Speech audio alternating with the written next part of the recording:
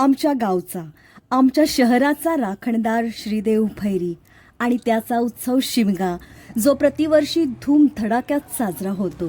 असा एक भक्तिमय सोहळा जो लहान थोरांच्या आयुष्यात नवीन ऊर्जा घेऊन येणारा असतो.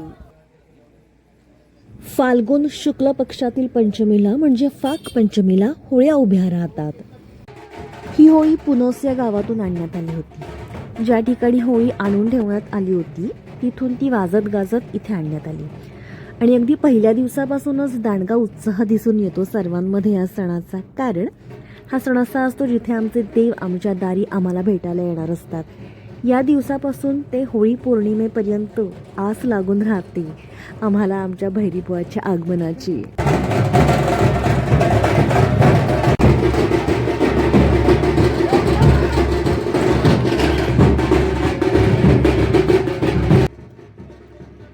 होळी उभारण्याची तयारी सुरू होते.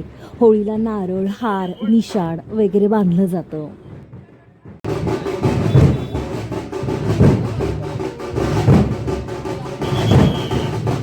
सर्वांच्या योगदानानं होळी उभी राहते.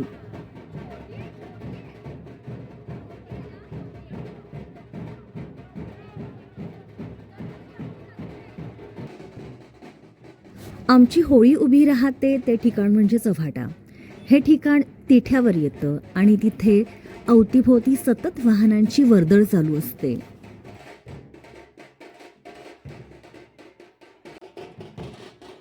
देवाना म्हणजे शेजारच्या घुमटीमध्ये पाषाण ठेवलेले आहेत, त्यांना पाण्याने साफ केलं जातंय. तत्पूर्वी शेणाचं पाणी मारून सारवण्यात आलं आणि नंतर होळीजवळ देव बसवले गेले.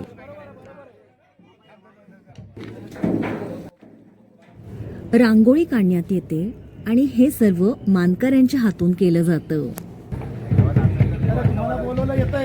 हे सगळं होळीस्तवर एक एक जण जमू लागतो आणि तुम्ही पाहताय ढोल ताशे वाजवायची धुरा किती लहान मुलांनी सांभाळली आहे.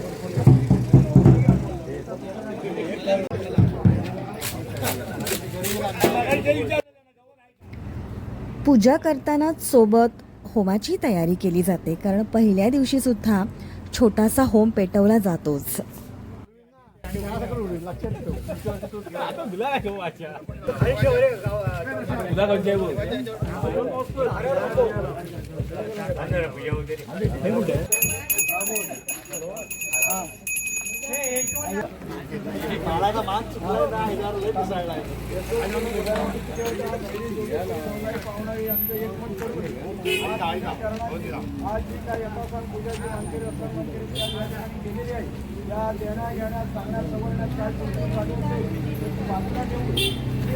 परिपूर्ण कर, त्याचप्रमाणे त्यांच्या पाठीशी सदैव उभा राहा. आज जर ही कथा करताना होळी पौर्णिमा 3 वाजता संपलेली आहे, तरी पण आज आम्ही तिच्या अगोदर जाऊन तुझा तोंड तोडलेला आहे आणि आज या ठिकाणी 7 वाजता 7:30 8 वाजता उभारलेलो आजपर्यंत या बालगोपाळांना त्याचप्रमाणे 8 वाजता सुरू झालेला आहे आणि आज शिमगा रंगपंचमीपर्यंत चालणार आहे. त्यामध्ये विविध ठिकाणी मंडळी जाणार आहेत. त्याचप्रमाणे या ठिकाणून भैरीची पालखी जाणार आहे. त्याचप्रमाणे तुझ्या कोणतं होमही होणार आहे. त्यामध्ये 7 दिवस किंवा 8 दिवस जे काय आज या ठिकाणी तिथे साजरे होणार आहे, त्या आनंदाने दोन्ही गोपाळाने चालवू देत असा बंदोबस्त ठेव. पाठीशी उभा राहा, राखण कर, रखवाली कर आणि बरं कर.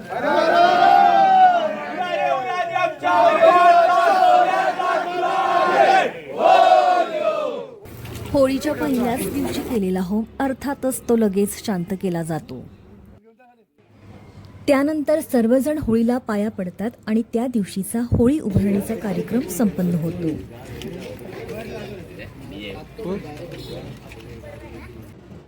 होळी उभारल्यानंतर दुसऱ्या दिवसापासून आजूबाजूच्या गावच्या पालख्या यायला सुरुवात होते. काही वर्षापूर्वीपर्यंत असं चित्र होतं की मधल्या 7-8 दिवसात दिवसाला 1-2 पालख्या यायच्या.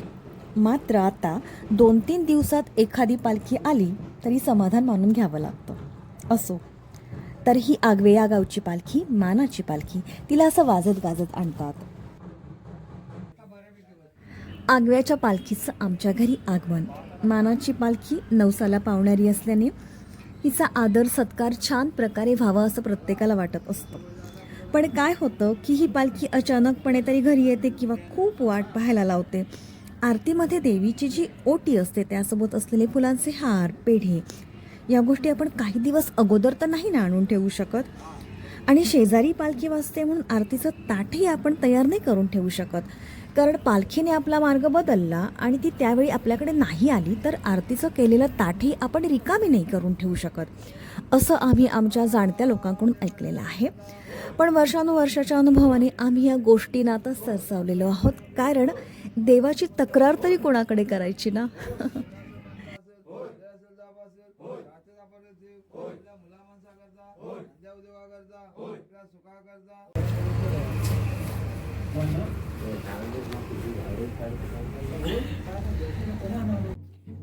देव आपल्या घरात येण्याचं सुख निराळच असतं. आणि कोकणकर मग ते शहरातले असोत वा गावातले, हे सुख दरवर्षी अनुभवत असतात.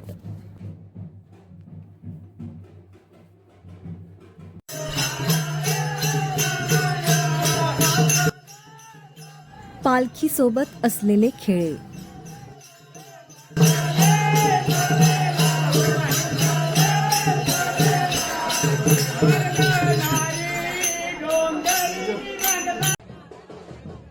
पालखी नाचवण्याचा कार्यक्रम. या दिवसात ठिकठिकाणी अनेक पालख्या रात्रीच्या वेळी नाचवल्या जातात. आमच्या इथे असलेल्या चव्हाण कुटुंबियांच्या दारात पालखी नाचवण्याचा कार्यक्रम होतो, ज्यामध्ये महिलांचाही सहभाग असतो.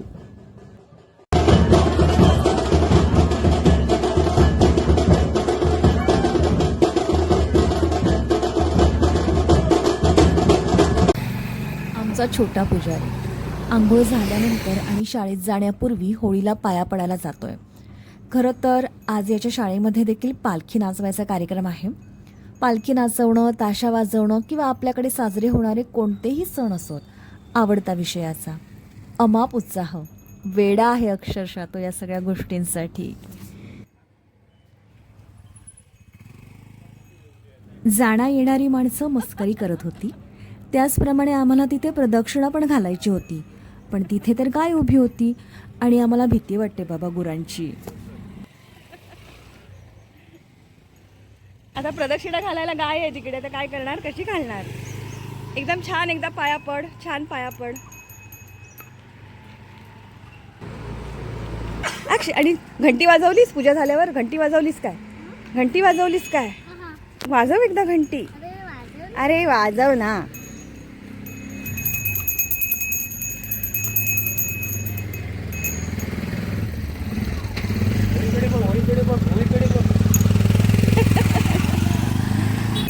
चला पुजारी चालले घरी, आता तयारी करून शाळेत जायचंय.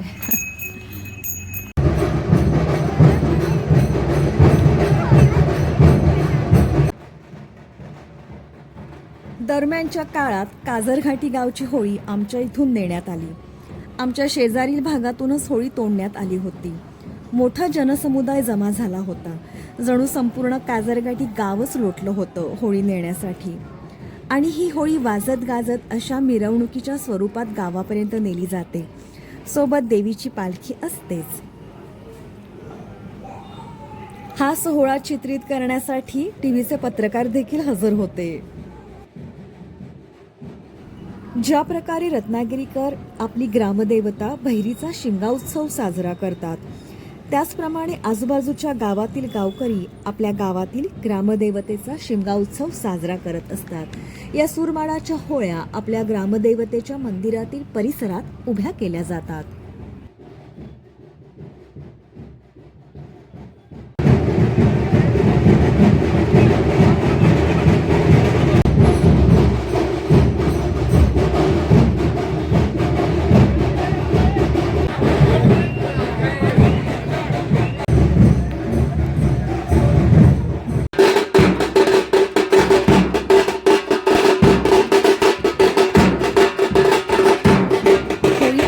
पर्यंत पालख्या, ढोलताशे, संकासूर, खेळ असाच माहोल असतो.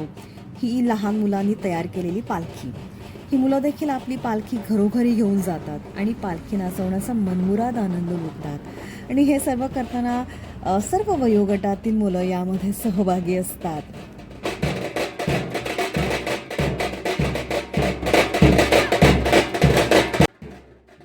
मात्र पालखी नाचवण्यात हे अजिबात कमी पडत नाहीत आणि ढोलताशे वाजवण्यात यांचा हात कुणीही धरू शकत नाही.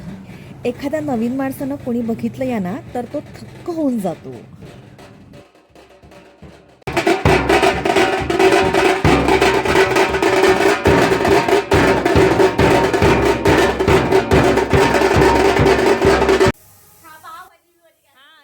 ही बघा आणखी एक पालखी. यात लहान मुलींचा सहभाग आहे. अलकी रे अलकी आणि आपल्या भैरी बुवाची सोन्याची पालखी रे.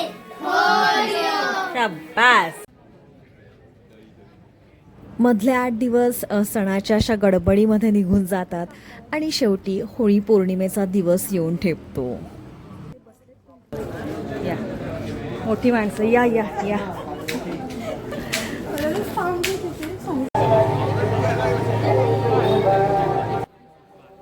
तिथे येणारे भाविक होळीच्या समोर आपला नारळ ठेवतात.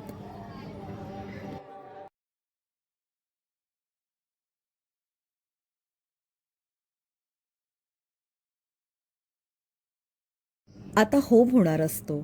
सर्व भाविक एकत्र जमतात. सणाच्या निमित्तानं सर्वांनी एकत्र जमणं हा पण एक आनंद सोहळाच आहे, नाही का? हो, खरं आहे. हे सण त्याच प्रथा परंपरेने दरवर्षी साजरे होतात.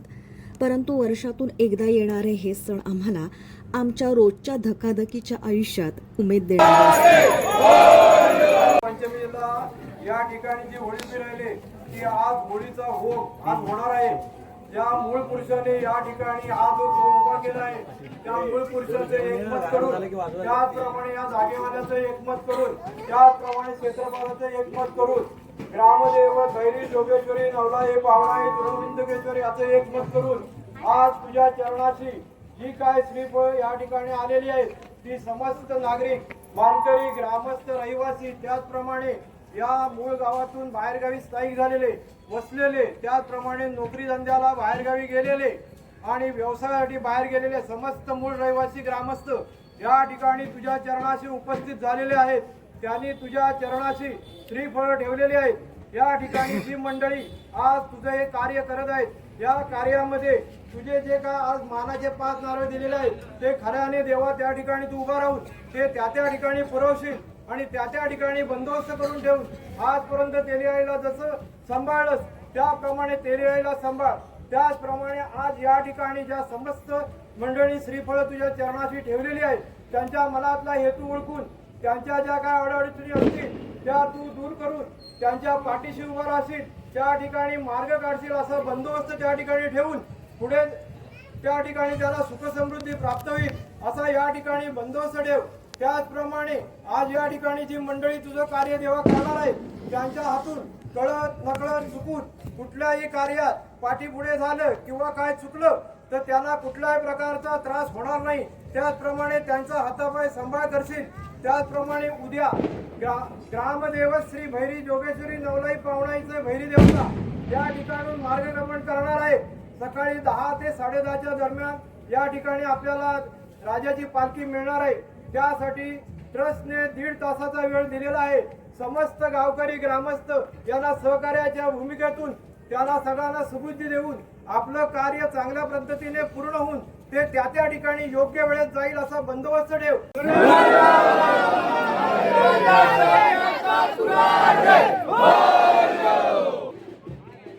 मानकऱ्यांच्या हस्ते होळी तोडली जाते.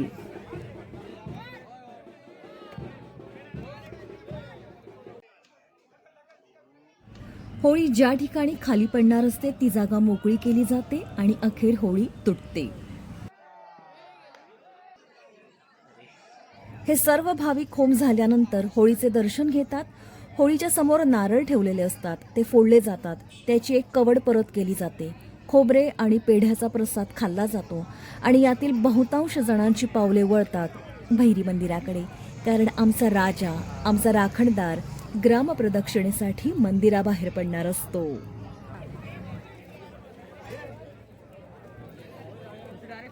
होळीचा होम झाल्यानंतर असं चित्र दिसतं. कोकणकरांसाठी गणपती आणि शिमगा हे असे सण आहेत की कोकणकर नोकरी धंद्यासाठी वा शिक्षणासाठी कितीही लांब गेलेला असला तरी या सणासाठी तो आपल्या मूळ गावी परततोच. सणाला गावी येणं हे केवळ कर्तव्य नसतं, तर ती ओढ असते आणि या अशा गोष्टींनी तो आपल्या मूळ मातीशी जोडलेला राहतो. होळीचा हा होम रात्रभर पेटता ठेवायचा असतो. त्यासाठी बरेच जण इथे बसून पहाटेपर्यंत पहारा देतात.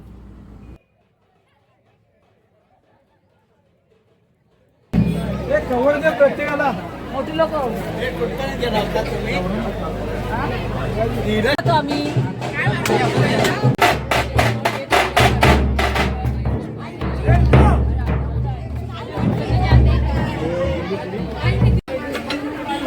कुठून आणला था कलर? आलात सगळे आलात.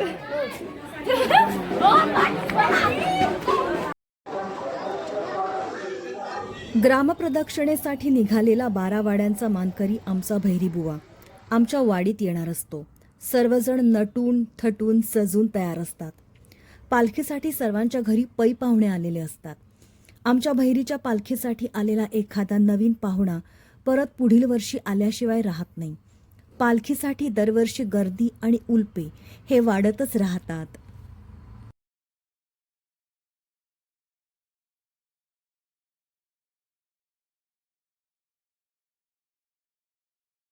गेली काही वर्षे आमच्याकडून भाविकांना मठ्ठा दिला जातो.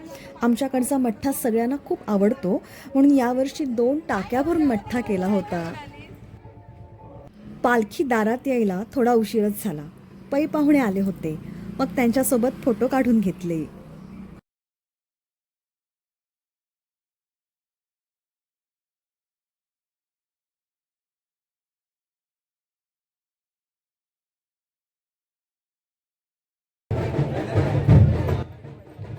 इथे मठ्ठा वाटपचा कार्यक्रम जोरदार चालू असतो आणि पालखी जवळ आलेली असते.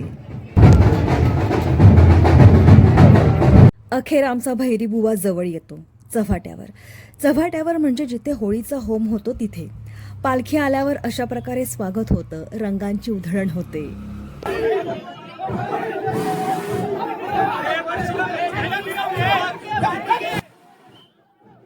पालखी खांद्यावर घ्यायला मिळावी यासाठी प्रत्येकाची धडपड असते.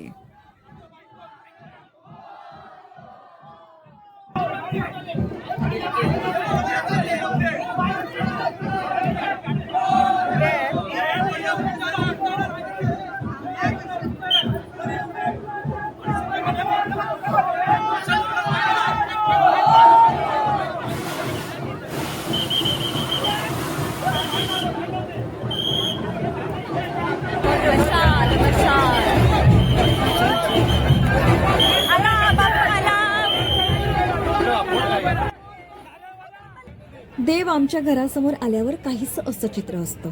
आता एका घरासमोर किती उल्पे आहेत ते बघा. असंच चित्र साधारणपणे सर्वत्र दिसून येतं.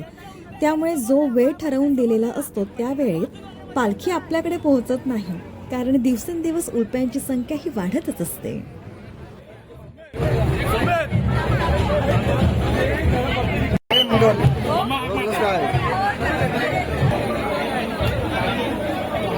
हे चित्र म्हणजे देव आपल्या घरासमोर थांबलेला आहे. हे चित्र हवंसं वाटणार आहे.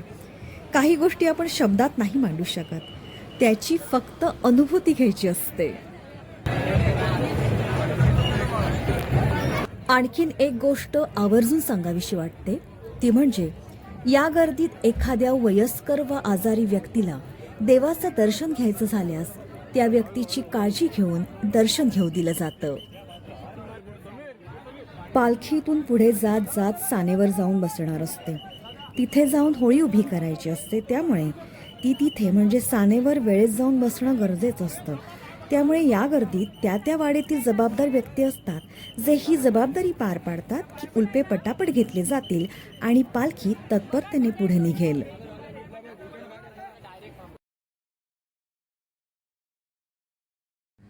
सानेवर जाऊन बसलेली पालखी तिथे रंगपंचमीपर्यंत बसते.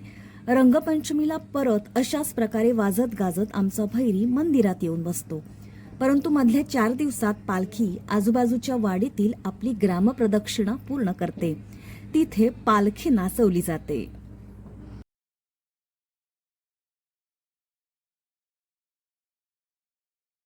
रंगपंचमीला आमच्या शिमगा उत्सवाची सांगता होते.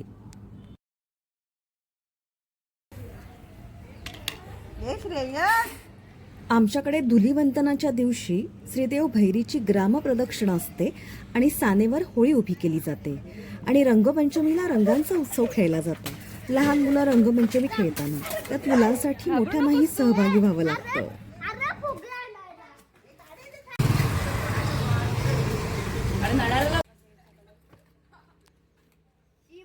ह्याला कधी नेमच लावता येत नाही.